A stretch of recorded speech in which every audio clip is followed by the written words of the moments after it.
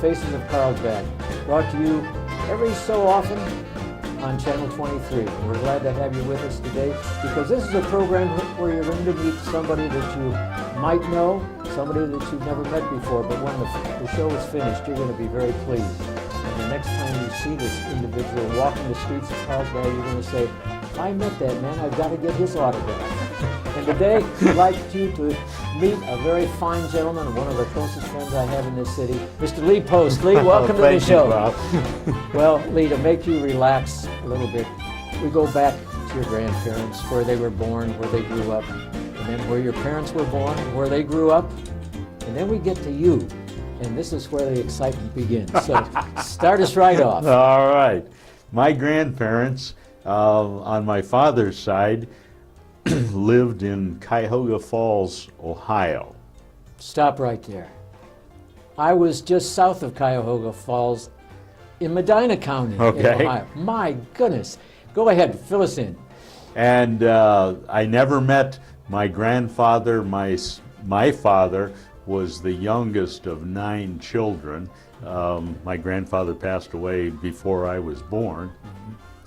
But I worked a project some years later on some genealogy research, and I was interested to find out that my grandfather that operated a livery business was also the fire chief of Cuyahoga Falls. And he was a fire chief because he's the guy that had the horses in town to pull the fire wagon. Oh, no wonder, huh? What I do remember is my grandmother, visiting her. She was in her late 80s. She died about 94 years old, and she was completely blind. Oh. So each time that we would go to Grandma's house, we would go up, of course, and love on our grandma, and she'd feel your face and touch your head and see if you had grown. And was really sharp. I have some real good memories. My maternal grandmother and grandfather were both from Welland, Ontario, Canada. Mm-hmm. And my mother and her sister and brother grew up on a farm right near Niagara Falls. Oh. And again, in that grandfather's case, I never met that grandfather. That's almost like me. I never knew my grandmother or grandfather on my mother's side at all. They died before I was born. Is it because we're from Ohio this happens? I don't think it has anything to do with Ohio. I hope not. I do think of that often now that my wife and I have 2 sons, and of course they have children, and we have grandchildren here in Carlsbad and Anchorage, Alaska. Mm-hmm. And I think about the opportunities that I missed relating to my grandparents and they to me.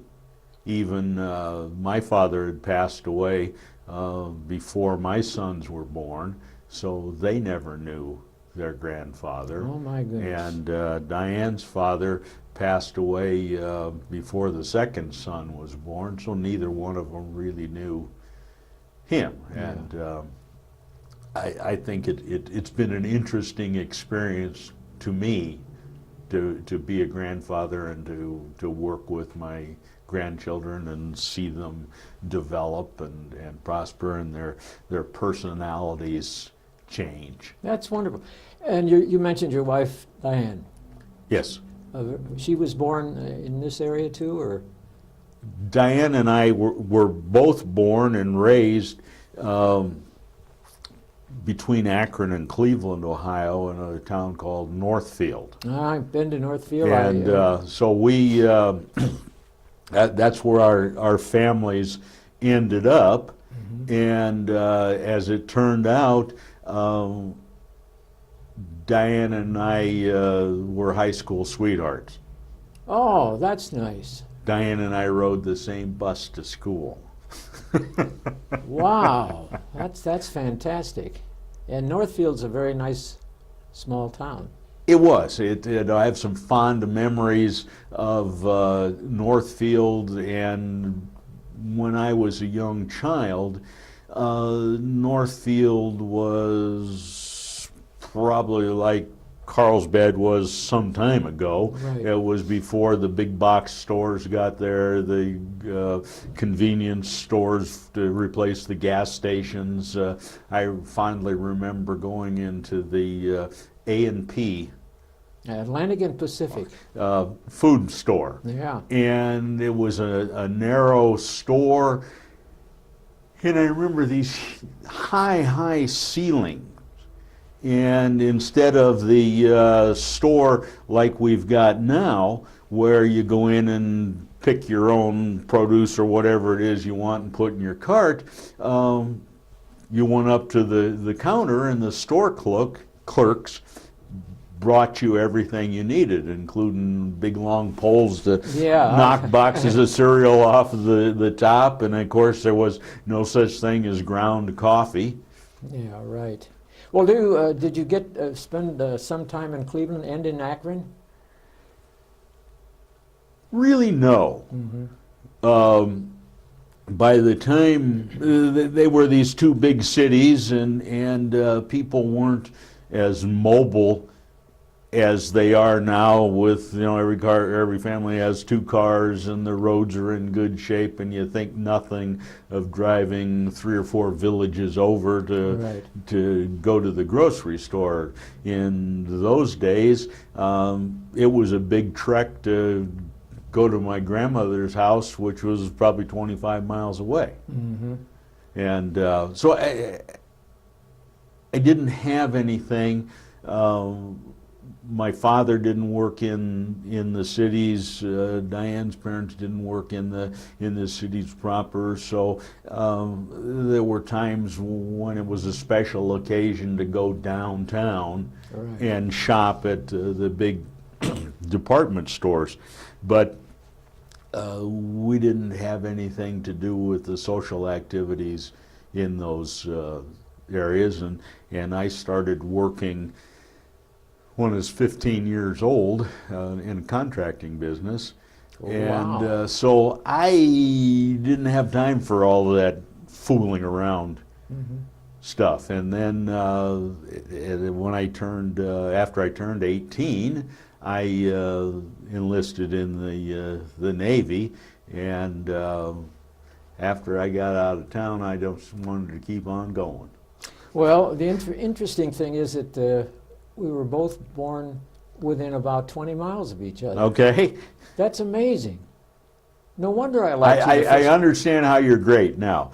Well, that's amazing. I think of all the people I've interviewed, you and I are so close because we came from the same area. Okay, and some of the same experiences, certainly weather experiences, and winters, and cold, wet winters near the Lake Erie. Absolutely. By the way, you were in the Navy, and what did you do in the Navy? Well, I didn't really want to go in the Navy. There had been some people who I had met and were advising me, and I respected in this work I was doing. And they told me, young man, you want to go into the Seabees. Oh. And so they explained their experiences in the Navy Seabees and what they did. And it turned out for me the best description was John Wayne's movie, The Fighting Seabees. I see. And I was part of a group the same as this Fighting Seabees movie of John Wayne's, where they needed to build up a construction force quickly to use in combat areas. And they didn't have time, nor did they want to take the time, to take raw young people and train them in construction crafts. Yeah, right. So what they did with us and with the people in World War II was they recruited experienced construction workers, put us in a Navy uniform, and we went to build whatever we were told to build: roads, hospitals, barracks, buildings. I worked for a time on a pile driving barge, building piers and things that smaller ships could come in and offload frozen goods and groceries and things for us. What harbor was this? This was in Da Nang, Da Nang. South Vietnam. Oh my goodness. How did, what kind of reaction did you have when you were in Vietnam? Reaction from the Vietnamese? Yes, yeah. I felt welcome. The people, we were kind of an oddity, and I can understand that from their perspective. They were, certainly the culture was much different than what we were used to, so I'm saying that we probably stared at them as much as they stared at us. I was fortunate enough to meet a family that if there was any military connection or anything, I don't know. They were, to me, they were just a family that lived in the city. They had a number of children. They welcomed myself and a friend into their family. I wasn't, of course, I was about 18 years old, so I wasn't much older than their oldest son.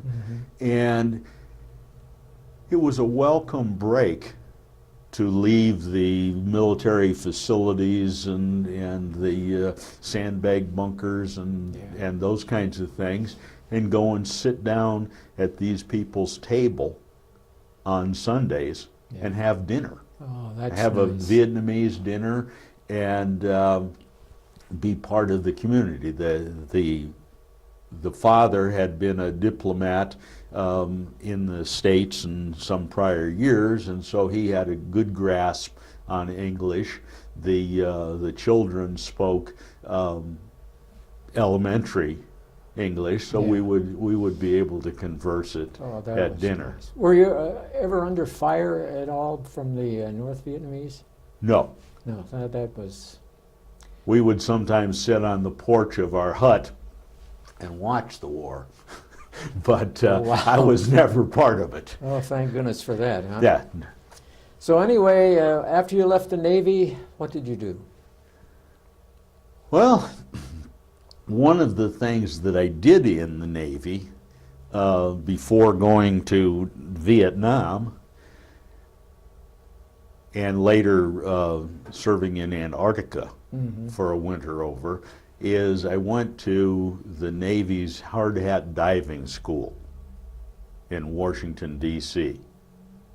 And it was an interesting experience. There was a group of about 100 of us in this Gulfport, Mississippi, where our main base was, that tried out or showed an interest in going to this school.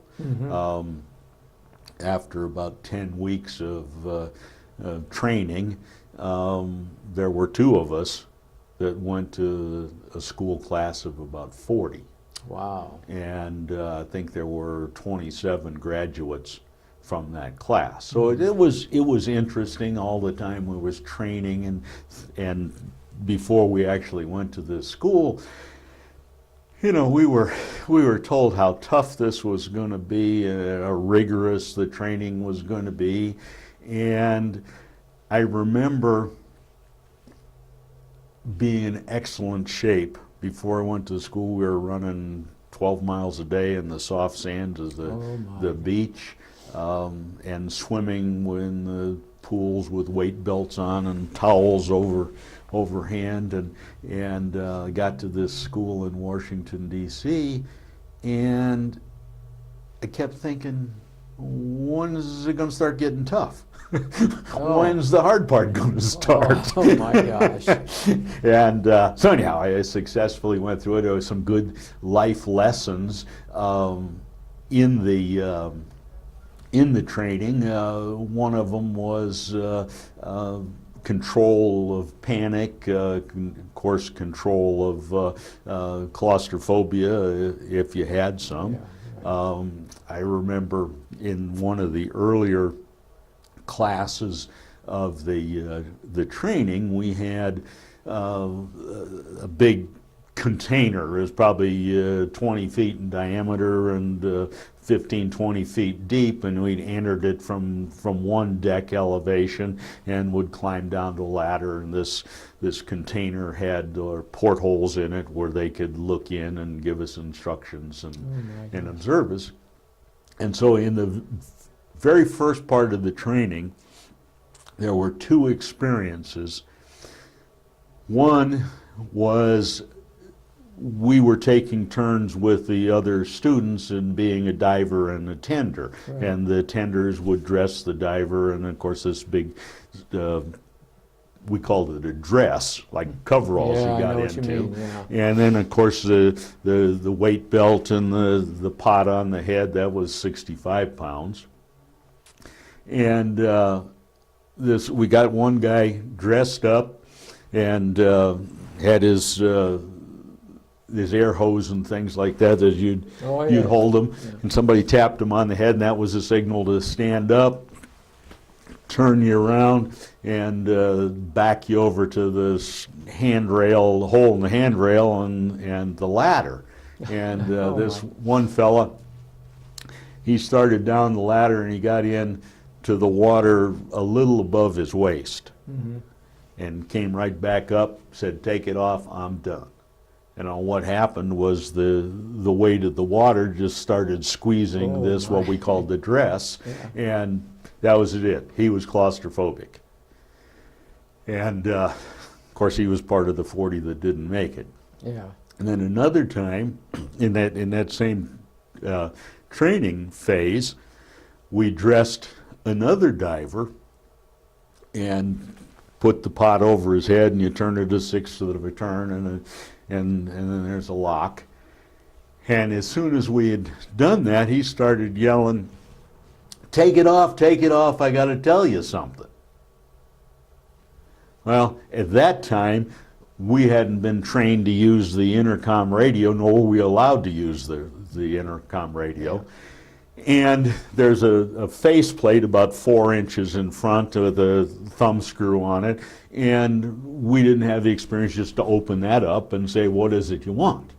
So we turned this pot and lifted it off of him, and he said, "You're not putting that back on my head." He'd had enough of that. He was done for the day. But you survived. I survived, yeah. It was a good experience. And did you get to Antarctica? Yes. I did, after that training, I went with my CB battalion, MCB 133, and we did a deployment in Vietnam. During that period of time, the deployments were 9 months, so that they could comply with some law that said you couldn't serve more than 2 years or something like that. And so in an enlistment period, they got 2 9-month deployments out of you as opposed to just sending you over for a year. Oh, yeah. So anyhow, it was an interesting experience. I went with my battalion, worked there on power generation. I was a mechanic. And then, of course, I worked as a diver, supporting a piling operation, building and repairing wood piling docks and bridge abutments and things like that. And when we came back from Vietnam, I was scheduled to be in this, what would they call an advance party, to go back. We were going to train in the States for 4 months or so, and then this advanced party would go back and work with the battalion we were going to relieve to take machinery and find their way around. Well, just a few days before I was to deploy for my second tour in Vietnam, I got a set of orders that offered me a chance to go to Antarctica for what they called a winter over activity. And I thought, I already been to the jungle, I'm going to do something else. So you went. So I reported to Washington, D.C., and it was a battery of physical and psychological exams, seeing if you were going to be able to take that kind of isolation, and if you were healthy. Up till just a few years ago, there were no flights in or out of the Antarctic continent in the wintertime. Yeah. If you had a health problem, there were physicians and dentists and things like that in the facilities to take care of it, but there was no flying you out to Lubbock. Yeah, right. Well, that must have been quite a contrast in weather too, wasn't it? Oh, it was. But being from Ohio, it was just winter when we went down there, and it was the start of the Antarctic summer, and so it was light most of the day, and the temperature was coming up. Of course, it'd be freezing at night, and a warm day would be 20 or 30 degrees. But that was the time of year that the annual ice was moving away, that the Navy was prepared with icebreakers to escort ships to bring in our year's supply of fuel oil and groceries and food, and that was one of our activities, of course, was to offload those ships and stockpile that. Well, there's something I want to bring up before we have about 5 or 6 minutes to go on this thing. Okay. I wanted to ask you about Alaska. How many years did you spend in Alaska? I spent 35 years. In Alaska? Huh? I was recruited to go to work on a experimental vehicle that was felt or was being looked at as a vehicle that had a low ground pressure footprint that wouldn't damage the tundra, and they were in the permitting process, like we've been for years with this pipeline out of Canada. Oh my gosh. To get the permission and things to build the Trans-Alaska Pipeline, and how they were going to do it, and how we were going to protect the environment while we were doing it. Did you enjoy your stay in Alaska? I did. I worked there 2 years, and asked my wife Diane ask my girlfriend Diane to marry me, and she said yes. I went back to Ohio. She had all the arrangements made for our wedding on my birthday so that I wouldn't forget the date. Oh, that's interesting. and 2 days after our wedding, we loaded our Volkswagen Beetle and drove 10 days to get to Anchorage, Alaska. How did you like Anchorage? We liked Anchorage in the early 70s when we first got there. Part of it was kind of like Carlsbad has been the last couple of years. There's this influx of people coming in to work, and housing was short, and the inflation was going up. We were fortunate enough to get an apartment right away, and stayed in that probably less than a year. And I decided we needed to buy a house. And so you did. Well, but Diane was reluctant. The prices seemed to us to be sky high. And so we decided that we would go back to Ohio, where we were from, to visit our families, and we would look at new construction there in Ohio and see how that compared to what they were offering us in Anchorage, Alaska. And there wasn't a whole lot of difference in pricing. The prices are about the same. And so we went back thinking, well, this isn't such a bad deal. The market was such that, hey, buddy, make up your mind. If you don't want this place, the guy behind you will take it. Yeah. So we bought a house. We stayed in that house for 4 or 5 years until our boys started to get bigger. They could open the gate and get out by themselves. Yeah. And so we moved out to a more rural area in the Matanuska Valley, north of Palmer, or north of Anchorage. Well, we only have about 2 minutes left, and I wanted to ask you this. How did Diane react to Alaska? Did she enjoy it as much as you?